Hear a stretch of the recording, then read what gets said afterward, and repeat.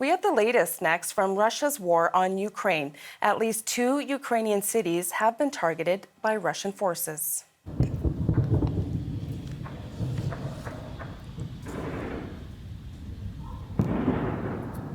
This is video into us from Odesa, the port city in southern Ukraine. You can see Ukrainian air defenses firing into the sky. The Russian airstrikes happened a day after the Kremlin claimed Ukraine attacked the only bridge linking Russian-occupied Crimea to the Russian mainland. Rebecca Collard joins us on the story from Berlin. Good morning, Rebecca. What do we know about the latest Russian airstrikes?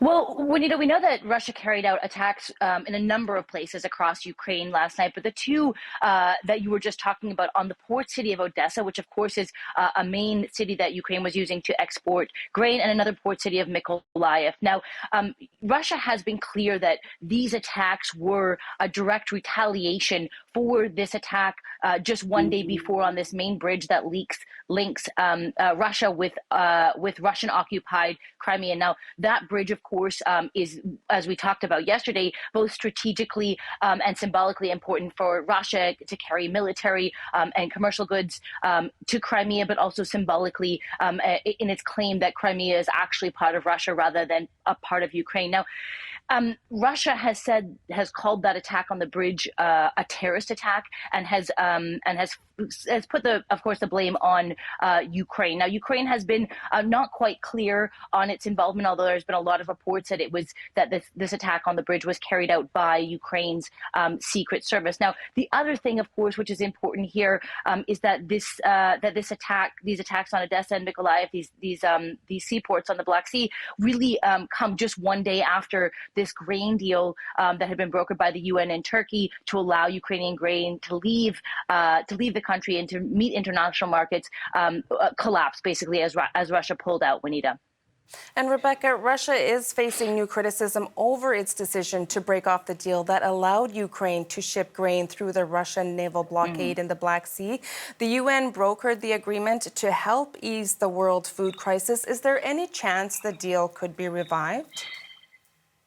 You know, when yesterday listening to world leaders, UN officials, there seemed to be some hope that Russia could come back to the deal. So Russia's main complaint was that under this deal, Ukraine would be able to export its grain, but also that there would be an easing or facilitation of Russian agricultural exports as well to international markets. Now, there aren't explicit sanctions on Russian agricultural and food exports, but because of the restrictions on the banking system and other sanctions by Western states on Russia, Russia says it hasn't been able to export those agricultural products. Now, I will say, so there was some hope that there could be some negotiation, but I will say just in the last hour or so here, we've heard from the Kremlin a fresh accusation. The Kremlin is now saying that Ukraine was using these Black Sea exports for military purposes. Now, Russia has provided no evidence that was the case, but I do think, Juanita, that unfortunately likely signals a less of a willingness on the part of Russia to rejoin